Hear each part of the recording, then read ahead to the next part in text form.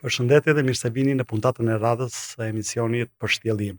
Sot kam kënaqësinë të kem në studio zotin Artan Gjergji, një nga ekspertët më të mirë dhe më të njohur të botës financave dhe ekonomisë në vend, i cili vjen me një background të pasur profesional, duke qenë drejtori të parës bursë private në Shqipëri ALSE, duke qenë drejtori apo sekretari i përgjithshëm i shoqatës së e-commerce-it dhe marketingut digjital në Shqipëri dhe natyrisht ekspert bankar dhe i tregjeve financiare dhe kapitale në vend. Zoti Gjergji, unë do të filloj në radhë parë me një pyetje për sa i përket një nga kontributeve më të rëndësishme që ju keni dhënë në këtë vend, por që ende Shqipëria është në kuadër të infantilitetit, që është bursa. Pse shqiptarët nuk kanë një bursë sot? Ilir, shumë faleminderit për ftesën në radhë parë, është kënaqësi gjithmonë kur mblidhemi së bashku dhe diskutojmë për çështje edhe për akademike, se ju harrova dhe pjesën akademike që jam marrë shumë vite në universitetin. Pavarësisht se e mbaj veten për njëri të tregut, më tërheq gjithmonë ajo grinta e tregut, dhe mos tregut financiar që është një dashuri vetvete. Pse tregu i kapitale dhe bursa nuk ka funksionuar në Shqipëri për shumë vite, ka një sër komponentesh për të vërtetës që nuk është një përgjigje kaq e thjeshtë, por nëse tentojmë të bëjmë një narracion të gjithë fenomenit 30-35 vjeçar që Shqipëria noton në ekonominë e tregut, ose par forme të ekonomisë tregut, tregu kapitale nuk ka qenë një gjë e thjeshtë. Duhet parë dhe konteksti. Në gjithë Europën, po themi, ne tentuam të marrim modelet kryesore. Tregi financiar në tregi bazuar kryesisht mbi pikpamjet konservatore, pra bazohen më tepër tek sistemi bankar, tek kredia, tek ajo që ne e quajmë non-risk taking, pra mënyra e financimit ku institucioni financiar nuk merr riskun tonë si biznes, të jep kredi dhe e mbyll aty, nuk do me ditë nëse ti ke probleme për të arritur atë biznes, ti ke probleme për të zgjeruar me radhë, ai do principalin plus interesin dhe nuk ndan asnjë risku me ty si përmarrës. Kjo është pak a shumë natyra konservatore e financimit, debt finance, pra financimi nëpërmjet kredidhënies huaz, që dominon pothuajse 90-95% të tregut financiar të Europës, nga ku ne morëm modelet e para, gjithë ato asistenca teknike me radhë. Kjo është një fenomen jo pak i vogël që ka ndikuar. Tu bën përjashtim vetëm kuptohet nëse marrim Europën dhe i rrim analizës e Europës, bën përjashtim Britania e Madhe, që ka një totalisht model anglosakson, ata i japin për të shumë tregu kapitaleve, risk taking, pra marrin risk, ndajnë risk, janë të gatshëm të hyjnë në strukturat aksionere të sipërmarrjeve, sepse kjo është edhe të bërit biznes, tamam, kjo ka një farë, sepse kjo formë e financimi, që quhet equity finance ose financim nëpërmjet kapitalit, nëpërmjet ndarjes së riskut, është një formë që është shumë pak e kushtueshme, pra është më e lirë nga pikpamja e kostove për sipërmarrjen dhe normalisht jep gaz shumë më tepër, shumë shpejt, pra ka një multiplikator të zhvillimit të sipërmarrjes shumë më shpejt. Tash bën përjashtim Britania dhe deri diku bën përjashtim edhe Polonia, pra janë dy tregje europiane që janë më tepër. Bursat ekzistojnë nga Kopenhagen në Budapest, nga Ljubljana, përveç Shqipërisë dhe do vi aty, përveç Shqipërisë dhe Kosovës që është shtet i ri, që nuk ka një bursë aktive. Shqipëria e ka, por nuk është se e ka aktive. Gjitha vendet tjera si diskutohet. Dhe aty doja të dilja. Pra në gjithë këtë konglomeratin e vendeve europiane, po them, këtu nuk po përjashtojnë ndoshta edhe Rusin për shkak të ish bllokut komunist. Në të gjitha këto vende kemi tregje kapitali të zhvilluara, pra kemi bursa të ndërtuara, të krijuara, të cilat mirë apo keq ushtrojnë një farë funksionalitetin e ekonomisë. Dhe të çojnë aksesin kapital. Pikërisht pra, ka një farë funksionaliteti, por gjithsesi dominohen nga bankat. Absolutisht veç dy shteteve që unë ju përmenda, pra Britania e Madhe dhe që janë modele tamam anglosaksone financimit të ekonomive, siç është Shtetet Bashkuara të Amerikës, siç është Hong Kongu, siç është Singapori e me radhë, janë shtete dominuara, janë ekonomi të dominuara nga financimi nëpërmjet huaz, nga sektori bankar me radhë. Tashi, edhe në këto vende ka bursë të krijuar, përsëri dominojnë bankat, se ato ja ofrojnë të njëjtat shërbime, sepse bursa kërkon edhe shërbime ekstra, pra nuk mjafton vetëm pjesa e përputhjes së kërkesës ofertës për blerë për të shitur aksione apo për të rritur kapitale. Kërkon shërbime kujdesarie, kërkon shërbime pagesësh, se blesh aksione të paguash parate me radhë, pra dhe bankat janë all in one, duke qenë shtetet vogla, bankat nëpër Europë janë banka universale. Nuk janë si nëpër tregjet e mëdha, ku bankat specializohen, bankë bujqësore dhe s'merren me gjë tjetër, merren vetëm me fermerë dhe asnjë gjë tjetër. Bankë investimesh, Zoti Rama ka premtuar bankën bujqësore. Okej, ajo është debat tjetër, se ka dhe një ndoshta arsye sepse është investuar në atë drejtim për shkak të problemeve që ne patëm me IPARD-in me financime nga ngeli ekonomia shqiptare, një pjesë e rëndësishme e ekonomisë shqiptare që është bujësia pa financime. Buxheti nuk e përballonte dot. Për e lloj u pa arsyeshme që duan, dhe për mua mirë kanë bërë, po është debat tjetër. Pra dua të kthehem te tregu i kapitaleve. Një tjetër gabim që ne bëm ndoshta në vitet e para të pas viteve 90 ishte që ashtu si vende të tjera që krijuan bursat në mënyrë fiktive, pra modeli top down, qeveria që krijoi bursat, dhe kjo ndodhi edhe në Rusi, ndodhi në gjitha vendet e lindjes, pra në ndryshim nga modelet nga poshtë lart, modeli bottom up që ka ndodhur në vendet e tregjet e zhvilluara të kapitalit. Pra fillojmë që me Anversin, bursa e parë në 1572-shin, e Amsterdam 1605-ën, apo Shtetet Bashkuara të Amerikës, bursat erdhën si nevojë e tregut nga poshtë. Bursat kanë lindur për kuriozitetin e publikut, kanë lindur dikur në për kafenet afër porteve, sepse duhej që të nisej ania për të bërë udhimin e radhës, për të eksploruar, për gjetë toka të reja, prona të reja, mallra të ri, duhet kishte kapital, duhet paguaj ekuipazhi, ai shefi anijes e Shërbimet dhe kompanitë e sigurimit. Edhe kompanitë e sigurimit. Aty kanë lindur shërbimet e parafinanciare. Pra kërkoheshin produkte nga më të ndryshmet që të ndahin risku. Se nuk mundej vetëm një pasonik i asaj kohe, vite i shekullit 15 apo 16, financonte një anije të tërë, se ishte bllokim totalisht kapitalit, ti nuk ishe kurrë sigurt se ania kthej.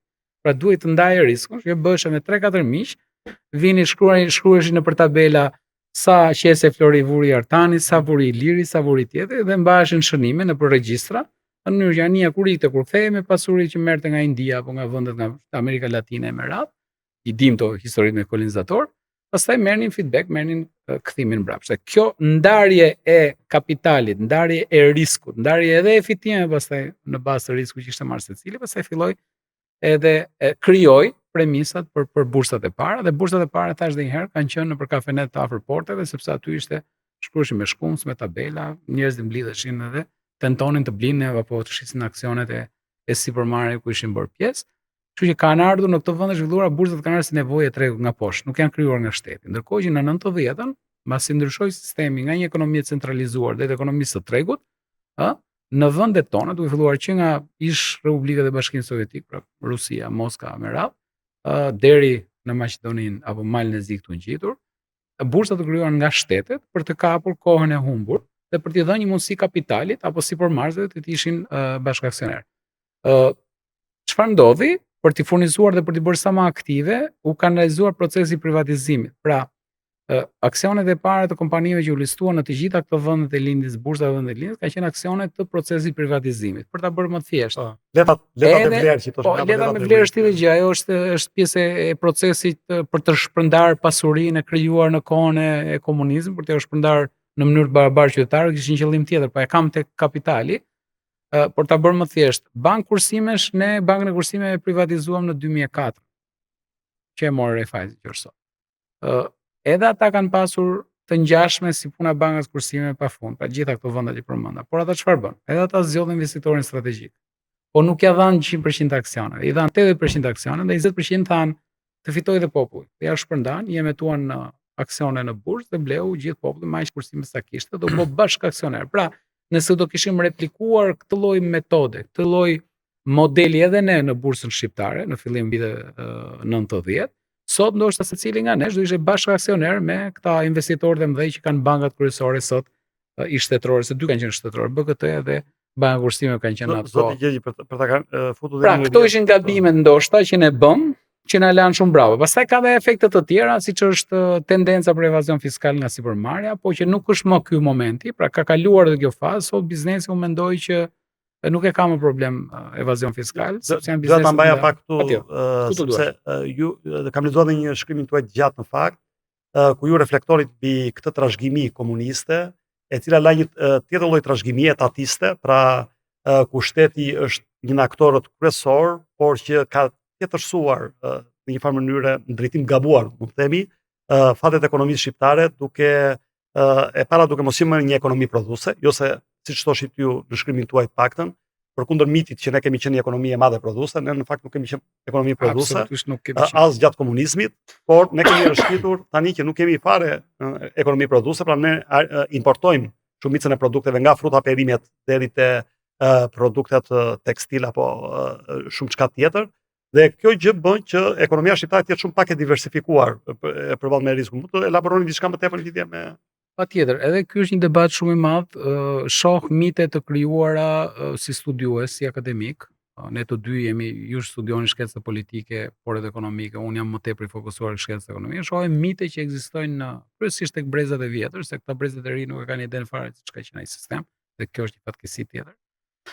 Shohim sa mite të tipit që se në kohën e diktaturës, se në kohën e Enverit ne kishim industri, ne kishim, ku diun, e me radhë. Në fakt, nuk ishim shumë në kom, ishim të tretët në botë, thuhet. Në fakt, ato pastaj ishin citate dhe mite që mbanin gjallë publikun. Në fakt ne nuk kishim industri të zhvilluar. Ne kishim, po pse jo, tendencat e para për të krijuar disa industri, të cilat në të gjitha kohët nuk ishin vënë me kapitalin e qytetarëve shqiptar, por ishin vënë me ndihma që na vinin nga aleatët, që me shumë kujdes sistemi asaj kohe i përzgjidhte. Pra nëse bëjmë një retrospektiv, ne kishim shumë miq jugosllavë deri në 49-ën dhe ata na ndihmuan me ato me krijimin e bazës ligjore të shtetit të parë komunist mbas viteve popullor, mbas viteve 44 e me radhë, por u prishëm shumë shpejt se e pam që donin ta glabëronin, ta bënin Shqipërinë Republikën e 7 jugoslave, dhe këtu pastaj tentuam të ishim i gur shkëm graniti në brigjet e Adriatikut. Pastaj zgjodhëm një aleat shumë të zgjuar që ishte Rusia e madhe. Rusia ne na kishte një kafshat në kuptimin financiar për të na mbështetur atje. Shpreha famshme e Krushovit që aq grur e misër sa konsumojnë shqiptarët në Rusi i han mit. Pra ne nuk na kishin asgjë për të na ndihmuar, ndërkohë që atyre nga pikpamja strategjike Shqipëria u duhej, sepse baza e famshme e Pashalimanit ishte një aset jashtëmasë shumë i vyer për ta, për të pas një dalje në detin Mediteran. Pa Kina ka investuar më shumë nga të gjithë këto. Absolutisht. Po dua të them që ne bazat e para të industrisë filluam t'i vinim me asistencën e Rusisë së Madhe, pra ishte kapital që për ata ishte asgjë, Bashkimi Sovjetik. Për ata ishte asgjë, ndërkohë që për ne ishte shumë, madje deri në pikën që ne edhe inxhinierë që vinin montonin vinin nga Rusia. Sepse ne nuk është se kishim shtres, çfarë ndodhi mbas 40-s dhe atë shtres intelektuali që ne kishim të studiuar në Vjenë, në Itali, me radhë në Ivram, sepse ishin do të gjë që s'mund të mohoni disa nga arritjet atij sistemi tani. U arrit mbi 90% alfabetizmi, pra u luftuan alfabetizmi. Kjo është debat tjetër, ne po flasim për elektrifikimi i vendit. Ne po flasim për industrinë. Pra unë thash, metalurgjiku. Pra ju e shihni pak më të gjerë spektrin politik, po fosfati metalurgjiku. Këto krijuan me asistencën e jashtëzakonshme dhe me kapitalin që vinte nga vendet aleate përfshirë deri tek montimi. Absolutisht që sistemi i kohës investoi tek disa elita të reja, sepse çoi njerëz të edukoheshin me bursa studimi përsëri me ndihmën e vendeve aleate, dhe bursat nuk paguheshin nga shteti shqiptar, paguheshin nga Bashkimi Sovjetik, paguheshin nga Kina më vonë, sepse kjo histori u përsërit. Kur në momentin ne u ndam nga aleanca me Rusin, u përsërit me këtë, dhe po ta shihni, mbas vitit 1975 kur ne shkputëm marrëdhënie me Kinën, ekonomia shqiptare fillon absolutisht kolapsin, sepse nuk kishim vlerë të shtuar. Edhe jo se nuk u krijua baza një industrie edhe të lehtë dhe të rëndë, pavarësisht se nga erdhi kapitali, se edhe sot mas 90-s na kanë ndihmuar shumë Bashkimi Evropian, na kanë ndihmuar për aleat. Por problemi është që ne kemi dështuar për ndërtuar diçka. Pra ata ndoshta i shfrytzuan me zgjuarsi të sistemi përbashkëm ato asistenca që morin nga aleatët dhe krijoi një farë industrie. Për ta bërë sa më interaktive. Flasim për periudhën pas 90. Tani ne kemi 3 modele që u ndoqën në Europën lindore. Një është modeli gradual transformativ neokorporatist sloven, një është modeli laissez-faire estonez apo i vendeve balltike, dhe një është modeli i vendeve të Vishegradit, që është diku ana mes. Pra disa tentuan terapinë shok me sukses, disa me më pak sukses. Ne tentuam terapinë shok, por nuk pati sukses. Terapia shokut ishte ndoshta shumë e dhimbshme, sidomos për një shoqëri që ishte mësuar, se ne ishim edhe brenda kampit komunist, ne ishim totalisht ndryshe, ne ishim absolutisht totalitar, të mbjetonim me ato pak burime natyrore që ne kishim, atë eksportonim me shumë kujdes çfarë mundim të eksportonim, ndërkohë që linim qytetarët tanë pa gjithë ne jemi adoleshentë asaj kohe, ne i mbajmë mend radhat, pamundësi sepse thash, mbas 75 ekonomia pati një kolaps, edhe pse patëm kryu një farë industrie. Por ç'a ndodhi? Industria ka nevojë për pajisje që të avansohen, për pjesë kombimi dhe ne s'kishim ku i merrnim më këto. Që ti blinim tek operatorët e tretë, mos i blinim tek Kina, tek Rusia me të cilët ishim për sholancat, ne na duheshin dollar, na duheshin valutë huaj që ne nuk e prodhonim dot, se ne nuk eksportonim, dhe filluam të hyjmë në atë qor sokaku një ekonomie të mbyllur që sa vinte hante dhjamin e vet. Në vitet 90 kemi ecur mirë, drejt apo gabuar? Atëherë, ky është debat tjetër. Pra, këtu pastaj ndrojnë dekadet, por dua të them e kisha industri. Pra, nuk është se kishim industri zhvilluar, po dhe ajo mas 75-s kolapsoi sepse nuk ishte rentabile më. Dhe ndoshta kjo është arsyeja që politikanët pas viteve 90, kryesisht zoti Pashko, ka qenë partizan, ishte më liberal në aspektin e doktrinave ekonomike, mësoi pa modelin e vendeve baltike, kryesisht ato e aplikuan më tepër, po atje ishte i suksesshëm sepse aty Takse parasheshje në Estoni. Patën edhe ndihmën e diasporës, know-how, pra ato dijen e tij, nuk mjafton vetëm vullneti pozitiv, do të kesh ekspertizën, do të kesh kapital, janë një sër komponentesh që bëjnë të suksesin një supermarket, nuk është vetëm një komponent. Dhe ndoshta ishte pak e përshpejtuar, por mirë apo keq drejt asaj do shkonim, sepse industria kishte kolapsuar.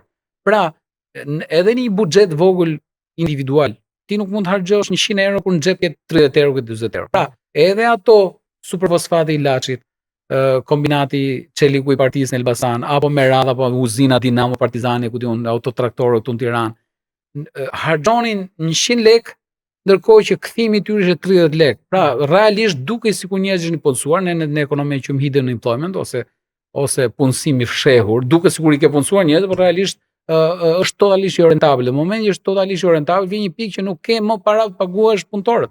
Dhe ne drejt asaj po shkonim. Kështu që u pa si rrugë e fortë, sepse doktrinat ekonomike financiare të kohës mendonin që në moment individi, sepse bazoheshin tek individi, do shkputet nga kjo varësia ndaj shtetit, nga rroga e sigurt, çfarë do bëjnë? Shpirti sipërmarrës i mbi tezës do të nxjisë njerëzit të jenë sipërmarrës. Ka ndodhur, shumë një oficer që u lan dhe kanë ndodhur sipërmarrës. Janë gjithë pasonik sot. Kjo është madje unë çuditem se si e shajnë sistemin të ekonomisë tregut kur janë përfituesit kryesorë sepse dolën të parë në treg, të zgjuar ishin të edukuar mirë nga sistemi. Sa i shkapter u bën dhe firma piramidale. Absolutisht. Kështu që, pra, dua të them, dhe kjo ndodhi. Për kuriozitetin ndoshta edhe publikut, se ne i shohim shifrat, Shqipëria deri në vitin 1995 ka qenë e vetmja ekonomia e ish vendeve të bogut që rriti me 2 shifra, ne rriteshim me 12% GDP. Ishte rritje fiktive kjo? Jo, fiktivja filloi mbas 95, mbas fillimit të krijimit të skemave piramidale, po skema piramidale që unë e këmbgul në këtë pikë që xhironin në të thatë. Çfarë do thotë kjo? Që nuk kishin një aktivitet nga mbrapa. Sepse ndoshta edhe për kuriozitetin e publikut, si lindën skema piramidale. Ekonomia rritej. Pra, e thash, nga 92-shi, nga 91-shi deri në 95-ën, mbas statistikave të FMN-s, këto Shqipëria është i vetmi vend i lindjes që rritej me 2 shifra, 12%. Gjithë vendet tjerë 6-7 e tjerë. Dhe kjo fal shpirtit, absolutisht, fal shpirtit sipërmarrës që kishte shqiptarët, ishte kjo pjesa terapia e shokut, i nxiti njerëzit të përqafonin emigracionin, të përqafonin ekonominë e tregut. Kishte njerëz që me kursimet e tyre shkuan në Bullgari, blenin oriz, blenin vezë, vinin shisin këtu. Pra, kjo është sipërmarrja e lirë. Dhe kjo dha efektin e vet. Po çfarë ndodh? Ekonomia duke u rritur, i ngjan pak a shumë një top i bore që kthehet në ortek. Duke u rritur kërkon financim. Duhesh financim dhe ne nuk kishim institucione financiare dhe kjo ishte si pasojë që nuk kishin trashëguar institucione financiare nga sistemi komunist. Pra ndoshta Polonia, Çekia, Hungaria, edhe pse ishin sisteme të majta socialdemokrate, kishin banka. Ne nuk vetëm bankën pas bankën e shtetit, por ajo nuk funksiononte si bankë, por ky është debat tjetër. Kështu që lindi nevoja për financim dhe vetëm bankë që mund të financonte këto biznese ato ishte banka kursime. Por çfarë ndodhi? Duke mos qenë të mësuar me marrëdhënien financiare me institucione financiare, shqiptarët merrnin kredinë dhe nuk e kthenin. Dhe u bë një blok shumë i madh kredive të këqija në bankën kursime, sa çuan bankën kursime në prag të falimentimit në 94-ën dhe me një urdhër, jo me një urdhër, por me një konsulencë të fortë të FMN-s, u dha urdhër të mbylleshin rubinetat e financimit, pra të pritej kredia e bankës kursime. Banka kursime mas nuk e mbaj më tamam datën e saktë, po diku nga mesi i vitit 2094 stopoi. Nuk dha më asnjë kredi se nuk po mbritet dot kredi që kishte dhënë në 30 e para, sepse financat që funksionojnë, do t'japësh edhe të marrësh, ndryshe nuk funksionon dot banka. Dhe ç'a ndodhi? Një ekonomi që po rritej me 2 shifra. Ju pre dhe burimi kryesor i financimit dhe ngeli. Nuk kishte ku të merrte financim për të rritur. Atëherë ç'a bën bizneset, sipërmarrëse që kishin krijuar logjikën e tregut, filluan të marrin hua nga familjarët. Të thonin, i lirë, sa lekë ke në bankën X, kam një shifër të caktuar. Me sa i ke atje me 3% me hajde se t'i japun me 5. Por kjo ishte e shëndetshme në momentin që unë që merrja hua kisha një aktivitet nga mbrapa, sepse logjika të bërit biznes është që norma kthimit nga një biznes, nga aktiviteti biznes duhet jetë më e lartë se norma e kredis. Pra nëse ti merr kredi me 5%, ndërkohë që nga biznesi fiton 3% do të thotë je me humbi. Si ka nga kjo të suda me 3%. Ja do vjet, se aty po përpiqem të vi që edhe publiku ta kuptojë sepse i kemi çik mit këtë punën e piramidave, po shumë interesante është edhe parë. Po. Jo, janë bërë studime, po njerëzit nuk e njohin. Do unë në 96, 97 nga ndodh kriza, unë kam qenë jashtë në studim. Unë nuk e kam përjetuar krizën, por i kam studiuar më vonë fenomenet nga pikpamja ekonomike. Dhe ka studime nga FMN shumë të brillante që shpjegojnë mënyrën se si u rritën dhe kolapsuan skemat piramidale. Dhe arritëm në pikën sa këto biznese ishin të qëndrueshme, pra merrnin kredi nga njerëzit, nga njerëzit me norma të logjikshme interese, po flasim 4% në vit. 5% në vit, 8% në vit është asgjë. Ndërkohë që biznesi si Veve, si Vefa, si tash nuk është reklam se janë falimentuara, kish norma kthimi 20-25%, kjo është një rritje e shëndetshme. Pra ti merr borxh me 5, ndërkohë që ti fiton 25, ke mundësi të paguash dhe borxhet mbrapsht njerëzve, je korrekt me njerëzit, edhe të bësh biznes dhe financosh aktivitetin. Kjo është e logjikshme. Prandaj tash, sa kohë bizneset kishin aktivitet nga mbrapa, pra bizneset huamarse, kjo bënte sens. Madje ke edhe raportet Bankës Botërore që e mbështetsin këtë formë kreditimi, pavarësisht se banka prej tyre kishin. Banka e Shqipërisë në ato kohë ka qenë shumë radikale. Vefa Gjallica kishin një sër biznese, po kishte të tjerë që shëndetshme. Tash ku kput filmi? Filmi u kput kur filluan të dilnin këta mashtruesit që nuk kishin asnjë lloj aktiviteti, si Xhaferi, Sudja. Ishte një person që ishte pensionist, nuk kishte asnjë lloj aktiviteti. Filloi të thoshte njerëzve, sa ti Veve ty 5% hatë si ti jam 8. Doli Xhaferi thotë sa ti Gjallica aty kaq, po hajtë se t'ja pun 12 dhe filluan hyn në një konkurrencë normalisht interesi, po xhironin thatë nuk kishin biznes nga mbrapa për parkuar. Pra çfarë ndon, tamam skem piramidal. Paguanin të parin me norma dhe me lekë që sillte i dyti. Dhe kjo çfarë bëri, falimentoi në një farë mënyrë edhe ato që kishin real business, se njerëzit filluan të tërheqin lekët. Nga Veve, nga që kishin një farë aktivitet dhe kolapsoi deri në momentin që kolapsoi pastaj. Është problem tjetër. Kështu që mas 95-s e kemi pas fiktive rritje më pas, sepse njerëzit filluan nuk prodhonin më, nuk kishte vlerë të shtuar në ekonomi, po xhironin me atë dhjam që kishte ekonomia në mënyrë fiktive. A bëm gabime shumë, dhe kjo pastaj hyn edhe në atë logjikën e tregut specifik shqiptar, sepse ndoshta njerëzit nuk e dinë, po për shembull skemat piramidale kanë kolapsuar në Maqedoni në 98, një vit mas Shqipërisë.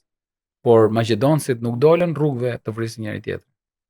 Pra, ishte problem financiar, ra qeveria, dhe shkalla e humbjes shqiptare, se humbën diku te 1.8 miliard dollar. Edhe ata humbën shumë, më beso, në varësi të asaj, por dua të them ka të bëjë edhe me kulturën institucionale, marrëdhënie me shtetin, besimit tek institucionet dhe me radhë. Ne pastaj kolapsuam në një luftë civile, e cila në gjykimin tim fshiu jo vetëm kursimet, po e ktheu Shqipërinë shumë nga pikpamja ekonomike. Edhe për arsye kohe, minutazh dua të kthem pak te aktualiteti ku jemi. Kisha zëtur në Rallari një javë më parë, i cili foli për një krizë imobiliare, krizë turizmi, krizë buxhetore, natyrisht me krizën e re ndërkombëtare që po shfaqet në horizont. Parashikimet e tij ishin goxha pesimiste në lidhje me trajektoren e ekonomisë shqiptare, dhe ju keni shkruar në shkrimin tuaj që duke qenë një shoqëri shumë pak e diversifikuar, duke qenë e varur nga importi, duke qenë orientuar drejt shërbimeve dhe jo drejt prodhimit, do të thënë situata nuk duket as pak roz, apo jo? Jo, nuk është, për të vërtetës, nëse shohim dhe unë mendoj që shpeshherë u them dhe studentëve në fakultet që nuk të duhet të jesh ekonomist për të kuptuar disa fenomene shumë bazike, sepse ekonomia prek xhepin e kujdo. Mjafton të vësh trurin punë dhe të shohësh fenomenet dhe është një element. Ne e përmendim që parë industria, ne nuk është të trashëgojmë industri, dhe ky është problemi kryesor që ne patëm.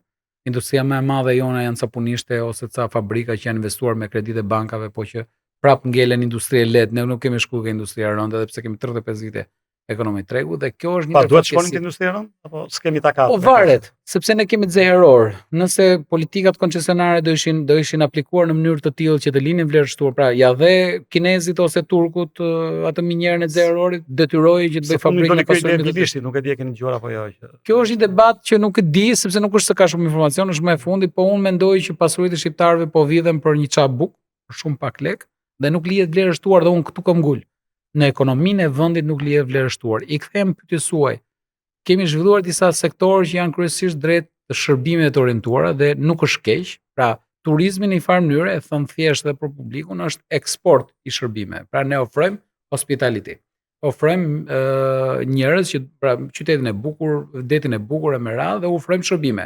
Hotelin, plazhin e me radhë. Kjo herë të parë nuk është long standing, pra nuk është se ne jemi vend si Greqia apo si Tajlanda, që janë gjithmonë ngelen to. Pra ne jemi një qoshe e Ballkanit e cila ndoshta ka qenë pa eksploruar, do eksplorohet disa vite, por nuk do jetë afatgjatë në për të mbajtur ekonominë e vendit për 40-50 vite ardhshme. Ne mund ta kishim shfrytzuar këtë momentum për të zhvilluar industrinë. Pra, në qoftë se të gjitha ato hotelet e Bregdetit do e merrnin domaten tek fshatari i zonës së rrotës. Bujësinë absolutisht po. Bujësinë industri po, sepse duke u zhvilluar bujësia do zhvillohej edhe agropërpunimi. Sepse ti nuk mjafton vetëm të prodhosh mo, për shembull, ta bëjmë pak më thjesht për publikun. Pse qytetarëve të Korçës për shembull u kalben mollët? Sepse nuk ka industri. Ti shet sa shet moll tavoline, pjesën tjetër e kthen në Reçel, e kthen në industri. Dhe e shet, dhe Reçeli ka atë shelf life, pra jetën në rafte, në përmarkete, mund ta ketë 10 vjet. S'ka asnjë probleme me pjesë, Reçeli nuk prishet. Kështu që po ta kishim ne këtë mundësi, ne do rritim gjë që po e bën Maqedonia. Po nuk do të pra se janë politikat e gabuara, thash ne japim prioritet gjërave që ndoshta ku diun, nuk është menduar të zhvillohet sipërmarrë, ne kemi jetuar, un kam përdorur një term tashmë, më pëlqen termi ne jemi ekonomi spond. Ne vin lekët në Shqipëri nga remitancat, se nuk dua të hyj burimeve, vin nga të gjitha format. Ligjore, jo ligjore, gjitha, ligjore, jo ligjore, të evaduara, se nuk është shkele, po shmangët tatimore etj. Ama ka para. Pra mjafton të kujtojmë qytetarëve që sot në sistemin financiar, pra nëpër banka po them, janë 15 miliard euro. Ja 50% zotë gjatë që kishin zero në llogarit bankare. Depozita. Mi pra, është tjetër gjë polarizimi. Unë po diskutoj që ka kapacitete, ka para, pra janë diku 15 janë nëpër banka, ndërkohë që po të shtosh gjithë setet financiare që janë, po tha vetëm çfarë është brenda sistemit financiar, atë që ne kalkulojmë dhe kemi statistika. Unë nuk di çka është sistemi financiar, po vetëm brenda sistemit financiar mbin si 20 miliardë euro. Pra, para në sistem ka. Në qoftë se këto orientohen më mirë, pra do kishte konkurrencë mes bankave, fjalë. Unë ndër arsye që mendoj që pse bankat nuk orientohen drejt sektorëve që mund të për shembull, ne kemi fermer. Por fermeri nuk ka dot akses në financë, nuk shkon dot në bankë marrë kredit, blej një traktor. Nuk shkon dot në bankë të marrë kredit të ndërtojë një punishte për të bërë Reçel. Dhe ngelet te karrota. Shet ato treja punon tër vitin për shit treja karrota, ose fermeri Korçës punon tër vitin për shit në një muaj mollën tavolinës. Kjo vjen si rezultati mungesës së edukimit financiar të fermerit. Nëse rezultati se ka 1.8 hektar për frym, ndërkohë Bashkimi Evropian ka 28 hektar për frym. Të gjitha bashkë, ne ndoshta, shiko, politika gabore shtetërore. Unë personalisht hyj ekonomistë që besoj tek fuqia e tregut. Ne nuk e kemi mbrojtur biznesin shqiptar, a dua kishim mbrojtur, ky është debat tjetër, nuk e kemi mbrojtur, por nuk e kemi mbrojtur jo për ta nxitur për qenë në tregun e lirë. Po pra, thjesht se kemi mbrojtur se politikës nuk ja kanë ndier. Ndërkohë që të gjitha vendet e rajonit e kanë bërë. Maqedonia e ka bërë, Serbia ka bërë, Serbia s'ka heqjas edhe mbas 90-s. Nuk ka heqjas industrinë e lehtë të rënd. Serbia sot është ndër eksportuesit më të mëdha në rajon të këtyre çokolada me ëmbëlsirave. Vazhdojnë akoma të trashëguara që nga koha e Ballkani i hapur ne humbëm, vetëm thellon deficitin. Kjo është ideja. Pra, ata mbështesin se kjo është konkurrencë e pandeshme pastaj. Pra, dhe unë jam parimisht që mos i mbështesim secili të eci me këmbë të veta, ti drejtohet bankës, ti drejtohet aksionerëve bashkë, pra ajo si përmarrje e lirë. Por nëse vendi përballë që nuk ka asnjë lloj avantazhi, molla e Maqedonisë nuk është më e mirë se molla shqiptare. Domati e Grekut nuk është më mirë se domati shqiptar. Absolutisht, thjesht subvencionohet dhe kosto për njësi bie më lirë, pa vjen me çmim më të poshtë. Në anën tjetër, edhe ne si konsumator duhet ta kuptojmë këtë pjesë, është mirë ta evakojmë këtë gjë. Ekonomia është shkencë shoqërore. Ka të bëjë shumë me sjelljen konsumatore. Edhe ne si konsumator nuk e kemi fare atë ndjesinë e konsumit të mallrave shqiptar. Tash unë nuk pretendoj që një familjar të cedoj nga cilësia e produktit, pra të japi fëmijës një mall që nuk është shumë i sigurt, krahasuar me një mall të sigurt që vjen nga. Kemi zoti gjithsesi. Por ama kemi produkte shqiptare, Ilir, më beso, kemi produkte shqiptare shumë të mira dhe ne prap kemi atë inferioritetin, marrim mallra, mjafton që mos jetë një markë huaj që ne se njohim fare, se dim ku prodhohet. Për avokatin e diellit se më dolën në shtek, ka një ndjeshmëri shumë të madhe tani popullat, që ti shkon ta blesh te fermeri shqiptar dhe nuk di nivelin e shiringës që ai ka futur aty perimi apo asaj molle. Shkon të blesh djath, kampanje emision të njëna këto investigativet, kishin marrë 5-6 mostra djathi të prodhuara në Shqipëri dhe dinin në rastin më të mirë 27, mund dinin vaj palme, mund dinin diçka tjetër. Kjo është çështje e sigurisë ushqimore sepse në botë këtë po të them pra, shteti këtu duhet të ishte fokusuar. Pra ne jemi neoliberal në doktrinat ekonomike, shteti duhet të ishte rregullator. Shteti duhet të investuar tek garantimi i kushteve për një konkurrencë të lirë të ndershme, në sektor të caktuar ku ne nga Maqedonia apo vende rajon kemi konkurrencë pa ndershme, ti kishe subvencionuar përkohësisht, pra thjesht për të ndihmuar që të mbijetonin dhe mos falimentonin përkohësisht, në mënyrë që secili të dhe ç'a ndodh? Ne gjithë ato para që marrim, vim e konsumojmë. Tash ne ç'a bëjmë? Ne bëjmë sponda ato parat, vinë siç vinë, pra vetëm remitanca nga emigrantët tanë. Vinë mbi 1 miliard euro çdo vit. Pa llogarit paran që nuk e kalkulojmë dot që hyn nga kanale të tjera zyrtare, pra konsum ka në Shqipëri. Shto dhe turistët janë shtuar 2-3 vite fund, konsumi është në nivel maksimale, por pyetja ime është sa centezimo ngelin në Shqipëri, ngelin pothuajse as pak. Të bëj një pyetje që më ka munduar jo vetëm mua, por gjithë ata që vinë të huaj në Shqipëri, të shqiptarë që jetojnë jashtë, habiten me modelin shqiptar. Kemi kaluar Spanjën dhe Kiprin, jemi vendi i parë në botë në numër kafenesh për frymë popullate. Vendi i parë në botë për pika benzinate për frymë popullate. Vendi i parë në botë për restorante për frymë popullate, për parukeri, berberane, fura buke. Domethënë, si ka mundësi në gjithë sektorët e shërbimit, ne jemi vendi i parë, domethënë, për frymë popullate dhe të gjithë duket se ushqehen në një farsoj dhe vinë të huaj të shikojnë barret e kafenet plot në çdo orë ditës. Kjo është pak është shumë vështirë për të s'ka koncept ekonomik sepse më futet shumë ndryshore në ekuacion për të përgjigjur. Për shembull, nëse do selektoja disa biznese ju përmendët të tipit berberhane, lavazhe, shërbime që nuk kanë inventar, një pjesë jo e vogël e tyre përdoren për qëllime të pastrimit parave, futjes në qarkullim të shumë parave me radhë, sepse sot po të kesh inventar është vështirë ta bësh tashmë. Fiskalizimi e ka shtrënguar. Ose ti shet ujë ke labie, ti nuk mund të shesësh 100 litra ujë kur ke futur me fatura vetëm 30. Pra kjo pjesa e inventarit ta vështirëson këtë proces. Por se sa makina janë larg lavazh nuk e kontrollon dot kush. Se sa kafe janë pirë në lokal nuk e kontrollon dot kush. Se sa veta janë qetë në berberhane nuk e kontrollon kush. Kështu që këto lloj bizneset e shërbime që nuk kanë një kuantifikim, pra një të inventarit, janë, si më thon, bizneset e preferuara të grupeve të caktuara që i përdorim për të rritur në mënyrë fiktive të ardhurat. Po konkurrencën e ndershme. Absolutisht. Që nuk është biznes ai. Janë të njëjtë shqiptar madje jemi paksuar, nëse kemi qenë 3 milion para 10 viteve, sot mbas statistika zyrtare u mendoj që më pak, mbas statistika 2.4. 9.4. Absolutisht. Dhe më fal, ndërkohë që ne jam pespishuar berberhanet. Pyetja është, a janë tjetër shqiptarë? Ne nuk është se jemi në moshën e majmunit dhe një pyetje tjetër. Pra ka fenomene nga më ndryshmet. Ajo që më vjen keq, dhe unë këtu nuk e nxis në fakt si formë, më vjen keq që ajo para të paktën të ishte kanalizuar për të bërë këto investime, se edhe të shkosh tek industria lehtë, tu ta nisësh me i punishte. Pra sigur këto parat ishin kanalizuar në drejtim caktuar që linin vlerë të shtuar. Unë kam mëgul sa ka një ekonomi apo agjendet ekonomik të një sektori të caktuar nuk lën vlerë të shtuar këtu, pra që të ngelet kapitali, të vi. Është si puna e dhjamit të kapitalit, duhet të shtresëzohet, të mlidhet, nuk që duhet i fuqishëm.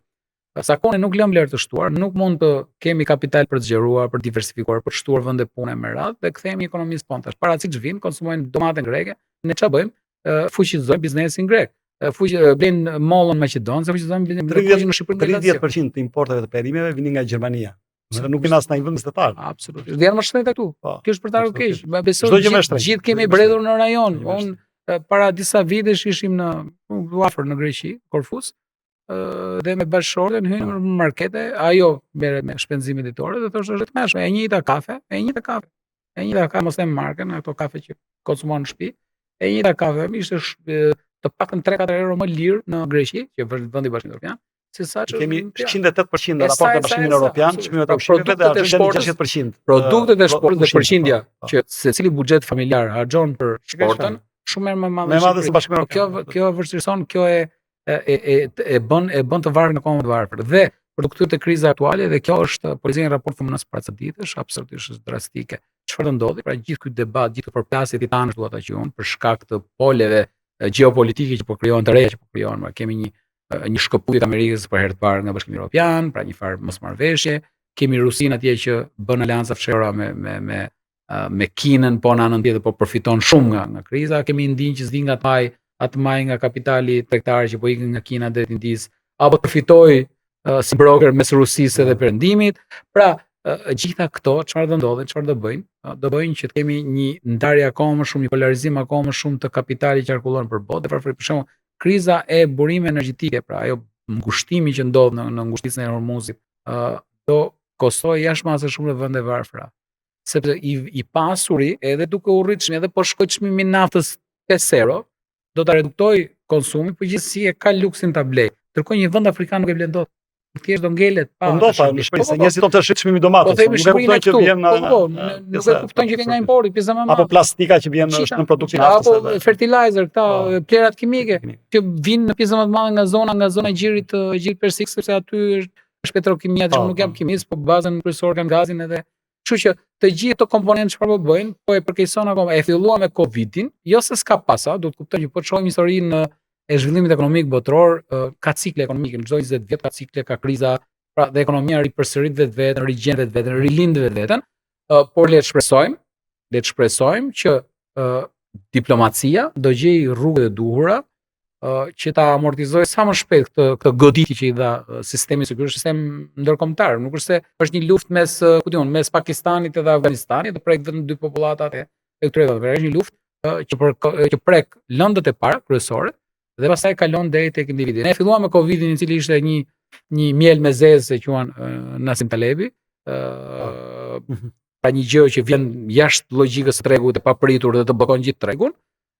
Kaluam tek lufta në Ukrainë, sot jemi tek lufta në Iran, dhe të gjitha këto komponentë, pra duke filluar që nga 2019, Europa, bota nuk ka pas paqe, dhe sa kohë nuk ka paqe politike dhe luftarake, edhe ekonomia vetë përkeqësohet. Prandaj edhe unë i kam ato shpresat të vakta, me thënë drejtën, shto pastaj edhe këtë situatën lokale tonë që kemi probleme gjeopolitike. Qënë se parim në fund të emisionit, një gjë që në lidhje me atë që ju thatë, që na shqetëson apo që e shohim të ndodhi rëndom në botë, është në Shqipëri mungesë strategjive afatgjata. Për shembull, në Norvegji, në vitet 70, ata zbunojnë që kishin naftë dhe bën atë për të shmangur mallkimin e naftës, që ka ndodhur me shumë vende që ka prodhuar regjime kleptokratike, tiranikale e tjera me radhë.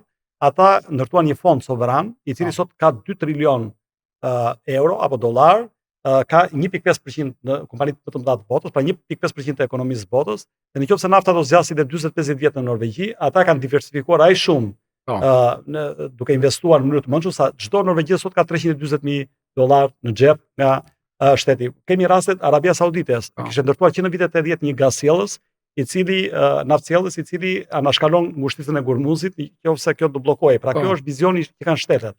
Estonia, nga kushurimi i varfër i vendeve balltike, Lituanisë dhe Letonisë, u kthye në vendin kryesor në Europë dhe ka bërë të mundit të dalë Skype, Bolti, kompanitë të mëdha. Një startupe, digitalizimin. Ata investuan shumë në arsim, Tiger Lipin. Ke Taiwanin, Singaporin, ke shembull patjetër pra që fokusohen shumë mirë me që morët dhe vendet vogla. Pra pse domethënë në këto momente nëse ju do ishit konsulenti i qeverisë shqiptare, duke ditur që bota ka hyrë në një epokë krizash ndoshta ciklike, çfarë do këshilloni? Kush do ishte strategjia e duhur për të diversifikuar riskun dhe për të... Atëherë, ashtu siç e tham, ne ndoshta jemi vend i vogël, nuk kemi kapitalet, jemi shumë vonë, kemi humbur trendin e industrive të mëdha, ndoshta do na mjaftonte industria lehtë që t'i shërbente një sektori, se ka industri të lehtë, po industria lehtë që t'i shërbente të paktën agroindustrisë, pra agrobiznesit dhe sektor bujqësor, i cili ka një perë specifike të mirë. Mund të fokusohemi tek shërbimet, por shërbimet me jo domosdoshmëri shërbimet e turizmit, por shërbimet e digitalizimit, e-commerce, pra tregtia online, shërbimet IT, programimi, që po shfrytëzohen, për të vërtetë ne kemi goxha eksportin këtë drejtim, pra njerëz që paguan nga kompanitë huaja shërbejnë për to, sepse janë më të lirë se sa një programues në Amerikë apo në Gjermani. Dhe këtu mund të ekspozoheshim dhe të përpiqeshim të ishim të paktën atraktiv në këtë drejtim. Të japim prioritet digitalizimit. Unë vërej që biznesi shqiptar shumë vonë edhe në këtë drejtim, pra do të thoja e them me jo me mburrje që nganjëherë qeveria ndoshta ka qenë shumë më përpara digitalizimit të shërbimeve financiare, të shërbimeve publike krahasuar me biznesin që asnjë website të thjeshtë nuk ka investuar, dhe kjo është për ta keq. pavarësisht pastaj se qeveria nuk u treguar kujdesshme me cyber security, pra që të mbronte, po ama tendenca dhe vullneti në drejtim të digitalizimit shërbime publike ishte për tu përqafuar. Po shtuar nuk i punojnë. Mirë, ky është debat tjetër pastaj. Ky është abuzimi që bën qeveria, pushteti me patronazhistët apo me për efekt bote. Unë kam të digitalizim shërbime. Pra ndoshta duhet ishte treguar shumë më kujdesshëm me cyber security, me sigurinë kibernetike që është një problem jo në Shqipëri, por që botën. Por ama kanë bërë hapa përpara për të digitalizuar shërbimin. Ndërkohë që biznesi privat në Shqipëri është lë për dëshiruar, përveç korporata ndaja deri ku dhe bankat. Pjesa tjetër e digitalizimit shërbime është për të lënë për të venduar në kokë. Për shembull, të tregoj një të fundit, Pakistani, që na duket një vend totalisht i marginalizuar me probleme luftrash, me probleme etnike për vitesh, edhe pse është i fuqishëm si shtet, është në shtetet me fuqi bërthamore, mos jam gabim, është brillant në ofrimin e shërbimeve e-commerce.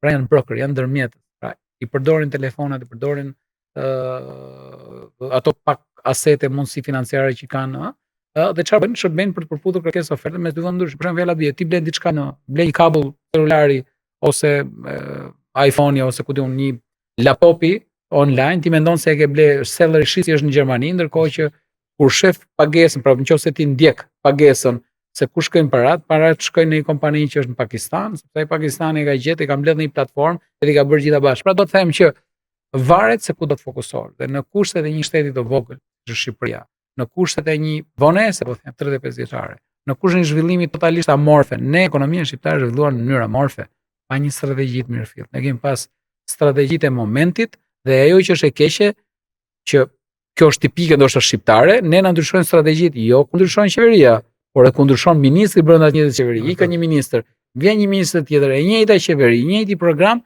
të ndryshojnë prioritetet. Kjo është për ta keq. Pra nuk kemi një vazhdimsi në mënyrë që të shohim kush është më e mira, kush është potenciali me çfarë mund konkurrojmë sot në ekonominë lirë të tregut. Faleminderit Artan Gjergji, me kënaqësi kishim një bisedë shtërruese sot për ekonominë, financën, tregjet kapitale, bursën, natyrisht duke ushtrirë dhe të pjesat më të ndjeshme ndikimeve ekonomike dhe fiskale që do ketë krizat ndërkombëtare, por natyrisht edhe krizat lokale, për të kuptuar se ku po shkon Shqipëria dhe ku duhet të shkojë ajo. Miru takofshim në datën e radhës.